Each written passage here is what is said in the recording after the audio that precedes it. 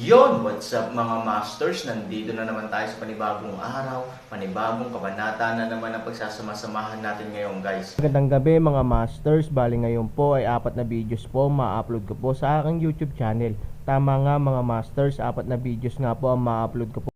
Mga masters, okay lang po bang wag nyong skip ang mga ads sa aking mga videos? Salamat po talaga mga masters sa solid na pagsuporta po sa akin.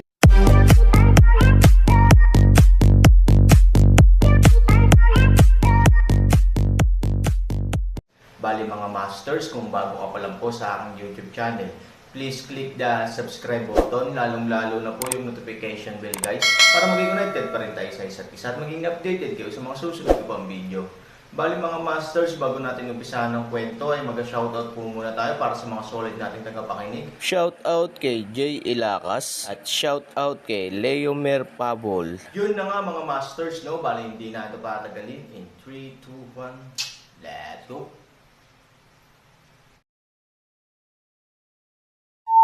Kabanata 2101 hanggang 2105.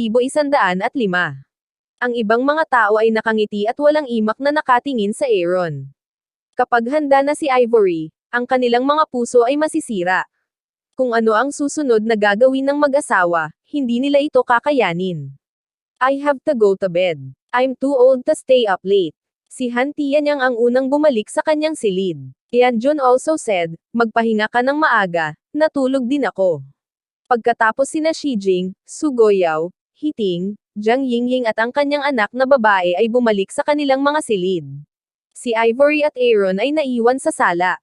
Nang walang mga tagalabas, unti-unting napigilan ang pagkamahiyain ni Ivory. Sa hotel ba talaga tayo pupunta? Tinanong ni Ivory si Aaron na nakayuko. Siyempre, hindi komportable na magkaroon ng malaking pamilya. Tumawa si Aaron. Hindi sumang-ayon si Ivory, ngunit hindi tumanggi, tila nilayo na makinig sa kaayusan ng Aaron. Umalis sila sa Yondengshan Villa magdamag, at ang kahusayan ng Moyang ay napakataas din. Wala pang kalahating oras, na-empty nila ang pinakamagandang hotel sa Yuncheng. Matapos matanggap ni Nangang Bolang ang balita, hindi siya mapakali ng matagal. Pribado niyang nakausap ang mga sikat na doktor na iyon. Halos wala siyang magawa tungkol sa sakit ni Ivory. Matapos bumalik ang Aaron, naging mas mabuti si Ivory, na nagpapahiwatig na ang Aaron ay maaaring nagbalik ng ilang banal na gamot mula sa Apocalypse. Laging gustong pumunta ni Nangang Bolang sa Apocalypse, ngunit ang dahilan kung bakit hindi niya sinabi sa Aaron ay hindi niya matiyak kung totoo o hindi ang iniisip niya. Ang Nangang Bolang, na may malaking kapangyarihan, ay may puso ng Qin Shi Huang. Ang dahilan kung bakit gusto niyang pumunta sa Apocalypse sa loob ng maraming taon ay dahil alam niya ang ilang mga lihim ng Apocalypse, at kahit na naisip kung mayroong ilang mga lihim ng immortalidad sa isang misteryosong lugar. Takot siya sa kamatayan, kaya handa siyang ibigay ang lahat para mahanap ang posibilidad na ito. Ngunit bumuti ang kalagayan ni Ivory, hayaan si Nangang Bolang na makita ang ganitong uri ng pag-asa. Si Nangang Bolang, na hindi makatulog ng mahabang panahon, ay nagsimulang magplano ng sarili niyang pagkakataon na pumunta sa Apocalypse. Siyempre, alam niya na ang Aaron ay hindi nasa ilalim ng anumang banta. Hindi niya maaaring pagbantaan ang Aaron ng mga sekular na puwersa, o haantong ito sa hindi inaasahang malubhang kahihinatnan. At saka, nangako sa kanya si Aaron na dadalhin niya siya sa Apocalypse hanggat siya ay kwalipikado. Ngayon ay kailangan na lamang ni Nangang Bolang na mag-isip ng paraan para itaas ang paksang ito. Kinabukasan, ang mabuting balita ni Ivory ay kumalat sa buong Cloud City. Pagkatapos ng lahat, lumitaw siya sa labas ng villa area ng Yondengshan, at lahat ng uri ng chismis ay natural na nasira ng walang pag-atake. Nang matanggap ng mga doktor ang balita, agad silang nagtipon sa gate ng Yondengshan Villa. Hindi lang nila gustong i-verify ito, ngunit gusto din nilang malaman kung paano naging mas mahusay si Ivory. Sa ilang sandali, ang lahat ng sikat na doktor ay nakatuon sa Aaron. Itinuring pa nila ang Aaron bilang isang milagrong doktor. Maagang umaga, tinawagan ni Moyang si Aaron. Si Han 3,000 at ang kanyang asawa ay magkayakap at ine-enjoy ang tahimik na oras. Bigla silang naputol ng telepono. Naiisip natin kung gaano kasama ang mood ni Aaron. Moyang, masyado ka na bang illiterate ngayon? Call me at this time. Malamig na sabi ni Aaron. Natural na alam ni Mo Yang na hindi ito ang tamang oras, ngunit kailangan niyang ipaalam sa Aaron para maiwasan ang hindi nakahanda na pagbabalik ni Aaron sa Hillside Villa. Aaron, nakaharang ang mga sikat na doktor na yan sa entrance ng villa ngayon. Mag-iingat ka sa pagbalik mo, at huwag kang mahahanap ng mga taong ito. Sabi ni Mo Yang. Sumimangot si Aaron at nagtanong, anong ginagawa nila? Ang mabuting balita ni Ivory ay kumalat sa buong Yuncheng. Ang mga taong iyon ay tinatrato ka ngayon bilang isang milagrong doktor. Gusto yata nilang tanungin ka kung paano gamutin si Ivory. Paliwanag ni Mo Yang. Hindi napigilan ni Han Sanchen na matawa. Doktor na gumagawa ng milagro. Siya ay isang Diyos na doktor. Kung hindi dahil kay Ningzu na iniwan ni Fu Yao para pagalingin si Ivory, wala siyang gagawin. Hayaan mo si Nangang Bolang na lumapit at itaboy ang mga lalaking ito. Ayokong makitungo sa kanila, sabi ni Aaron. Sige, ipapaalam ko kay Nangang Bolang ngayon din. Ibinaba ang telepono, si Ivory na unan sa braso ni Aaron ay nagsabi, ngayon isa ka ng milagrong doktor, mas malakas. Miss, hindi magandang kulitin mo ako. Punong-puno ako ng lakas ngayon, pero hindi ako madaling ma-provoke. Sabi ni Han na may banta sa mukha. Nagbago ang mukha ni Ivory at mabilis niyang sinabi, I'm wrong. Can you let me go? Nga pala, hindi ka ba komportable o kakaiba? Alam ni Han Sanchen na pinahirapan niya si Ivory sa mahabang panahon, kaya hindi siya sumulong. Ngayon ay mas inaalala niya kung magkakaroon ng side effect si Ivory dahil sa namumuong butil na iyon. Hindi. Anong problema? May side effect ba ang divine medicine? Tanong ni Ivory. I'm just asking. Since it's a magic medicine, how can it have side effects? Ang Aaron ay nagpapanggap na walang malasakit at sinabi na kahit na walang espesyal na sitwasyon sa ngayon, naniniwala ang Aaron na sa hinaharap ay tiyak na magkakaroon ng ilang pagbabago si Ivory dahil kay Ningzu. Pagkatapos ng lahat, si Ningzu ay naiwan ni Fu Yao. Ang kanyang bungo ay may epekto kay Jiang Yingying. Paano na lang gagamutan ni Ningzu si Ivory, kailan ka aalis?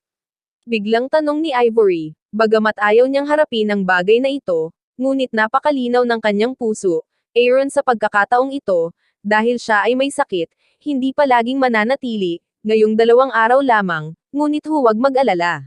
Babalik ako kaagad kapag natapos ko na ang lahat. Sabi ni Aaron. Karaniwan na para kay Ivory ang umalis. Dahil nalantad ang pagkakakilanlan ni Aaron wala siyang gaanong oras upang manatili sa Yuncheng. Naiintindihan din ni Ivory ang mga bagay na dapat gawin ng Aaron.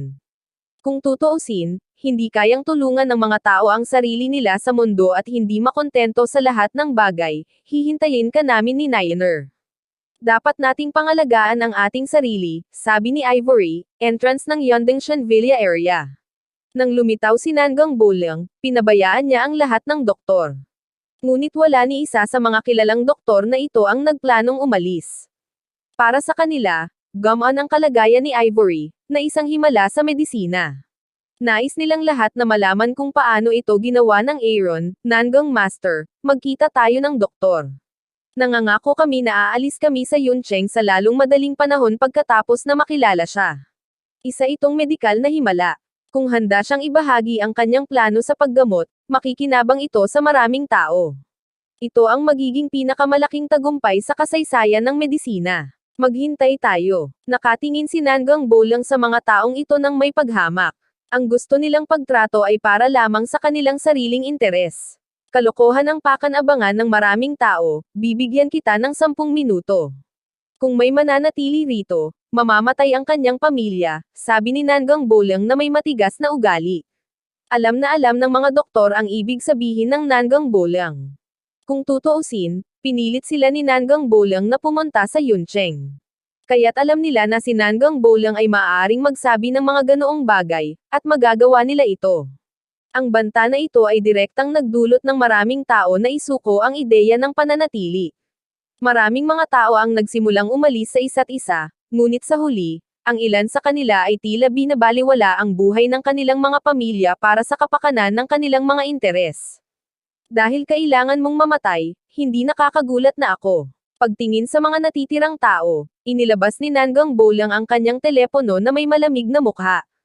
Nagmamadali ang ilang tao sa Nangang Bolang. Mr. Nangang, Gusto sana naming magpatingin sa isang miracle doctor. Sana mabigyan mo kami ng pagkakataon. Oo, gusto lang naming magpatingin sa miracle doctor. Walang ibang ibig sabihin. Mr. Nangang, ito ay malamang na isang henyo sa larangan ng medisina. Gusto namin siyang makausap. Ang galing ng medisina. Mahina ang ngiti ni Nangang Bolang. Ang Aaron ay hindi mula sa medikal na mundo, ngunit ang kanyang kakayahan ay higit na mataas kaysa sa medikal na mundo. Ang Apocalypse ay ang pinakamataas na palasyo ng martial arts, at itinatago nito ang pinakamalaking lihim sa mundo. Sa opinyon ni Nangang Bolang, ang Aaron ay malamang na maging pinuno ng 4 na paaralan sa hinaharap. Paano masasabi nitong mga ordinaryong tao na sila ay kwalipikadong makakita ng ganitong uri ng pagkakakilanlan? Matagal mo na akong hindi kilala. You don't know my means, but you will soon see that if you sway me, you end up dead. Malamig na boses ni Nangang Bolang. Nagkatinginan ng ilang tao. Mas matigas si Nangang Bolang kaysa sa inaakala nila. Hindi man lang niya sila binigyan ng pagkakataong magkita. Walang sino man ang magiging laban sa kanyang sariling buhay, kaya ang huling ilang taong umalis, pagkatapos ng ilang sandali ng pag-aalinlangan, ay nagbabalak ding umalis. Mr. Nangang, kung ganoon, aalis na ako. Sana makatrabaho ko si Mr. Nangang in the future. Mr. Nangang, aalis na rin ako. Pupunta rin ako. Ilang tao ang nawala sa hangin. Ngumuso si Nangang Bolang, pagkatapos ay idinial ang numero ni Moyang, sinabi sa kanya na ang villa ay naayos na. Sa oras na ito, bumangon sina Aaron at Ivory. Pagkatapos maghugas, atubili pa rin si Ivory na makipaghiwalay sa kanya. Pagkatapos ng lahat, siya at si Aaron ay hindi nagsasama ng ganito sa loob ng mahabang panahon, at malapit nang umalis si Aaron sa Cloud City. Hindi niya alam kung kailan siya muling magkikita. Ang panloob na pag-aatubili ni Su Yingxia ay hindi maipahayag sa mga salita. Kung mayroon kang anumang mga kinakailangan, maaari ko silang matugunan ngayon. Sinabi ni Aaron na alam niyang nagsisisi siya kay Ivory, kaya kailangan niyang bumawi sa tamang pagkakataon. Hindi mahalaga kung babalik siya sa pagkakataong ito. Kaya hindi problema na samahan si Ivory. Naisip ito ni Ivory at sinabing, samahan mo akong mamili. Matagal na akong hindi nakabili ng damit. Okay, walang problema, sabi ni Han. Pagkalabas ng hotel, dumiretso sila sa pinakasikat na commercial street sa Yuncheng. Kahit na ang Yuncheng ay isang maliit na lungsod, mayroong lahat ng uri ng mga sikat na tatak. Ito rin ang lugar kung saan nagtitipon ang mga kabataan sa Yuncheng. Hindi man holiday, napakalakas ng kasikatan dito. Pagpasok sa isang sikat na tindahan ng tatak, agad na nagpakasawa si Ivory sa proseso ng pag-aayos. Kung tutuusin, babae siya, at likas sa babae ang mahilig mag-shopping. Sinamahan ni Hansanyi, sinagot niya ang parehong tanong ni Ivory. Maganda ba? Good looking. Si Ivory ay nasa mataas na espiritu, at ang Aaron ay nasisiyahan dito sa lahat ng oras. Pagkaraan ng ilang sandali, sinubukan na ni Ivory ang hindi kukulanggan sa 10 damit, at maging ang mga tindero sa isang tabi ay medyo naiinip na, ngunit ang Aaron ay nananatili pa ring isang mahinang ngiti sa kanyang mukha. Napakahalaga sa Aaron ang walang kasiyahang oras na ito, at hindi niya alam kung magkakaroon ba siya ng pagkakataong tamasahin ito sa hinaharap, kaya labis itong pinapahalagahan ng Aaron. Tumagal ng halos 2 oras para sa isang tindahan. Pagkatapos magpalit ng damit ni Ivory, kinuha niya ang kamay ni Aaron at nagtanong, pagod ka na ba? Of course, I'm not tired. Natural na mag-shopping kasama ang asawa ko. Paano ako mapapagod? Tumawa si Aaron. So let's move on to the next store. Pansamantalang tanong ni Ivory. Tumango si Aaron at naglakad patungo sa cashier. I wrap up ang lahat ng damit na sinubukan mo. Pakipadala sa Yondongshan Villa area, Hillside Villa para sa akin. Sabi ni Aaron sa cashier. Noong una, inakala ng isang grupo ng mga tindero na narito si Ivory upang subukang maglaro, ngunit naiinip na sila. Nang marinig nila ang mga salita ni Aaron, natigilan sila. Ivory halos 2 oras, sinubukan ang 12-dosenang set ng mga damit, sa hindi inaasahang lahat ay gustong bumili. At ang address ng paghahatid, hayaan ang cashier na pakiramdam na hindi ka panipaniwala. Sino ang nakatira sa Hillside Villa sa Yondongshan Villa area? Halos walang nakakaalam sa buong Cloud City. Ang pag-uulat ng address na ito, ang Aaron ay katumbas ng paglalantad ng kanyang pagkakakilanlan. Please Please repeat the shipping address. Ang cashier ay natatakot na narinig niya ang maling address, stammered sa Aaron nagtanong. Yondongshan Villa area, Hillside Villa. Nakangiting sabi ulit ni Aaron.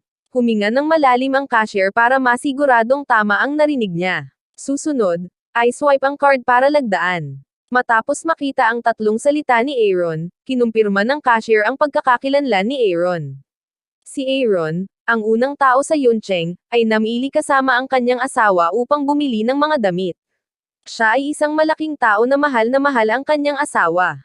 Paanong hindi siya maiinggit sa ibang babae? Pagkaalis ni Aaron at Ivory sa tindahan, nagsama-sama ang mga tindero, hindi ko akalain na sobrang gwapo pala ni Aaron.